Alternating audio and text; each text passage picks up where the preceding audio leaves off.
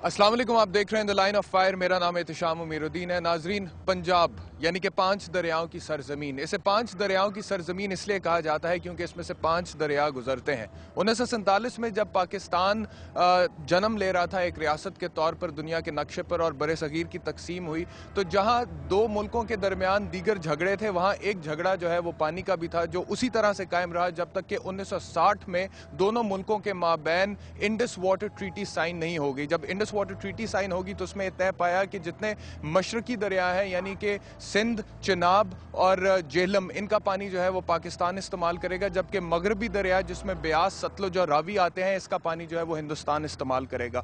हिंदुस्तान की हुकूमत ये क्लेम करती है पिछले 64 सालों से कि उसने आज तक इंडस वाटर ट्रीटी की खिलाफ वर्जी नहीं की है, जबकि पाकिस्तान के इस पर अपने कुछ तहफ़्फ़ुज़ात हैं। इंडस वाटर ट्रीटी की खिलाफ वर्जी हुई है या नहीं हुई है, हिंदुस्तान का तो यह मौक़िफ़ है कि 1965 और 71 की जंगों में भी इस ट्रीटी की खिलाफ वर्जी नहीं हुई। लेकिन इसके ऊपर हम किसी और दिन बात करेंगे, किसी दिन इंडोर डिस्कशन रखेंगे और बैनुल अक़वामी कानून के जो माहिरीन हैं उनको भी दावत देंगे। लेकिन आज मैं आउटडोर शो कर रहा हूँ और यहाँ पर किसी और मकसद से आया हूँ। इस वक्त आप मुझे जिस जगह पर देख रहे हैं, ये कोई नदी नाला नहीं है, ये रावी दरिया है। आप मेरे पीछे देखिए, वो रावी का पुल है, आपको नजर आ रहा होगा। इस वक्त मैं जिस जगह पर खड़ा हूं यहाँ पर बहुत ज्यादा गंद है और ये दरिया के अंदर मैं इस वक्त खड़ा हूं। अगर मैं आपको अपने बैक साइड पर दिखाऊं तो बहुत ज्यादा मवेशी हैं, दिखाइएगा जी।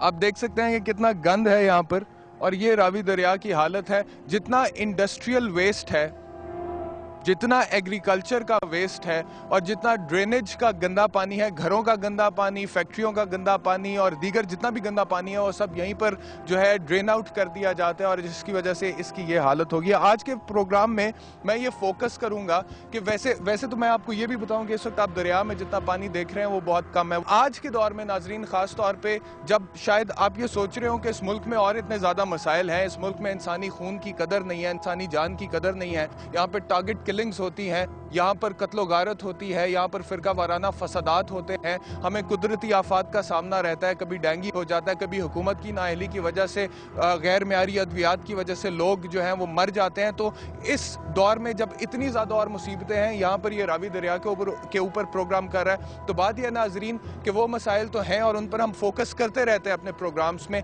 लेकिन ये जो मसला है इसको हमने फोकस करना है अपने लिए नहीं, बल्कि अपनी आने वाली नस्लों के लिए।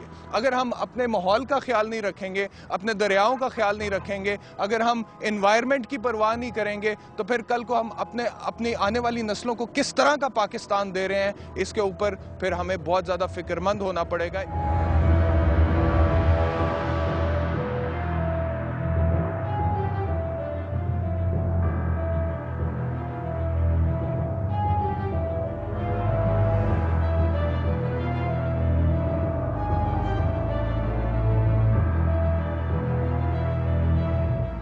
जैसे कि मैंने आपको बताया कि मैं रावी दरिया के किनारे मौजूद हूँ। किनारे क्या, किनारा तो काफ़ी आगे, मैं रावी दरिया के अंदर ही खड़ा हूँ क्योंकि दरिया खुश्क है और बहुत कम पानी है इसके अंदर। ये इस तरफ आप देखेंगे कामरान की बारादरी और ये पिकनिक स्पॉट होता था किसी ज़माने में लोगों के लिए, फैमिलीज़ यहाँ पर आती थी पिकनिक मनाने के लिए, लेकिन अभी ये इंसानों के लिए पिकनिक स्पॉट नहीं है जो इस जगह की हालत है, ये जानवरों के लिए पिकनिक स्पॉट है।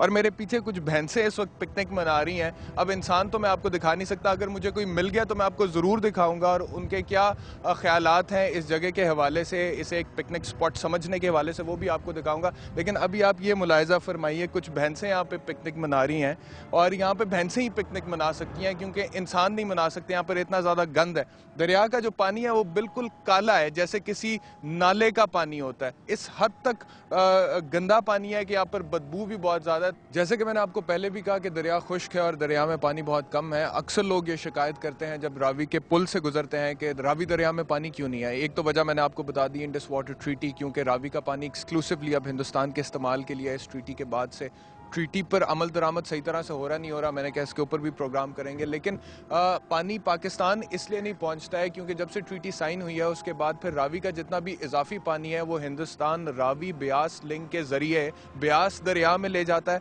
और फिर ब्यास सतलुज लिंक के ज़रिए भकरा रेजर्वॉयर है हिंदुस्तान में, वहाँ पर उसको स्टोर कर लेता है, यानी कि हिंदुस्तान इस पानी को स्टोर कर लेता है और फिर अपने लिए इस्तेमाल करता रहता है, लेकिन पाकिस्तान में नहीं आने देता है। और रावी की अगर मैं थोड़ी सी आपको हिस्ट्री बता दूं इससे पहले कि मैं इस वक्त जो रावी की हालत है वो आपको दिखाऊं, वो कुछ इस तरह से है कि अगर वेदास में देखा जाए, जो कि कदीम हिंदू स्क्रिप्चर्स हैं, तो इसका नाम इरवती था। इसे इरवती दरिया के तौर पर याद किया जाता था और इसके किनारे बहुत सी जंगें भी लड़ी गई हैं। ये दरिया पाकिस्तान और हिंदुस्तान दोनों ममालिक में से बहता हुआ दरियाए सिंध के ज़रिए समंदर में जाकर गिर जाता है। इसके अलावा एक इम्पॉर्टेंट बात रावी दरिया के हवाले से यह है कि इसका आगाज़ जो है वो हिमालय के पहाड़ों में होता है और वहाँ पर हिमाचल प्रदेश हिंदुस्तान में जो है उसमें एक चंबा डिस्ट्रिक्ट है, वहाँ से इसका आगाज़ होता है और फिर यह आहिस्ता आहिस्ता पंजाब में दाखिल होता है और फिर पंजाब में हिंदुस्तान पाकिस्तान के बॉर्डर के साथ तकरीबन 80 किलोमीटर ये चलता है पाकिस्तान में दाखिल होने से पहले, और उसके बाद ये पाकिस्तान में दाखिल होता है। और अगर टोटल लेंथ इस दरिया की जो है उसको नापा जाए और अगर इसकी शाखों को काट दिया जाए तो ये तकरीबन 725 किलोमीटर के करीब है। लेकिन पाकिस्तान में जो इस दरिया का हिस्सा है वो अब किस हालत में है, इस पर आज का प्रोग्राम करेंगे और हुकूमत को इसकी तरफ क्यों तवज्जो देनी चाहिए ये भी आपको बताएंगे। फिलहाल मैं आपको दिखाता हूँ यहाँ पे जो हालत है। जैसा कि गंदा पानी मैं आपको ऑलरेडी दिखा चुका हूँ, गंद ऑलरेडी दिखा चुका हूँ, मरे हुए जानवर भी यहाँ पर पड़े हुए हैं, दिखाएं जी।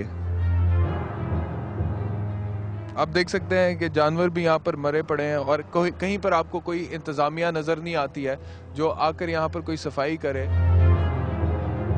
अब कोशिश करते हैं कि यहाँ पर कुछ लोगों से बात हो सके। मैं रिवर बैंक के साथ साथ चल रहा हूँ और तो फिलहाल मुझे कोई नहीं नजर आ रहा है। एक बच्चा यहाँ पे खड़ा है, इससे बात करते हैं। बच्चे क्या नाम है? हमको सीना।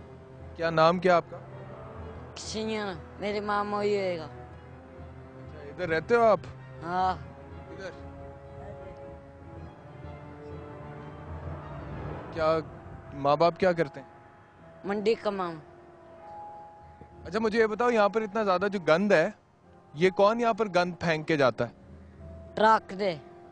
ट्रक आते हैं यहाँ पे? हाँ, वो आंदे हैं। अच्छा, ट्रकों में गंद आता है और वो किधर इधर लाके ऐसे ही फेंक देते हैं और चले जाते हैं? हमको थल्ले जाते हैं, फेंक के जाते। ड्राबा होंगे ना वो डोल देने। बहरहाल अब ये बच्चा यहाँ पे हमें बता रहा है कि यहाँ पर ट्रक्स आते हैं और उसके अंदर कूड़ा करकट होता है और वो यहाँ पर फेंक कर चले जाते हैं, यानी कि इस जगह को इन्होंने इस्तेमाल कर रहे हैं सारे का सारा गार्बेज जो है उसको थ्रो करने के लिए। अच्छा नाजरीन, एक और यहाँ पर हमें साहब नज़र आए हैं, ये मेरे ख्याल में तमाशा दिखाते हैं बंदर और बकरी का। इनसे बात करते हैं। यहाँ पर तो कोई बंदा ही नहीं है, आप किसको दिखाने के लिए आए हैं तमाशा? अभी फिर घर में जा रहे हैं, अभी लगा जा रहे हैं, वापस घर में जा रहे हैं। अच्छा, मुझे ये बताएं कि ये दरिया की जो हालत है ये कौन करता है, कौन यहाँ पे आके इतना गंद फेंक? मालूम नहीं दरिया का। अब शहर के लिए लोग नहीं आते हैं? ये गंद की वजह से नहीं आते, हम तो हमारी तो मजबूरी है ना, दरबार पे जाना है।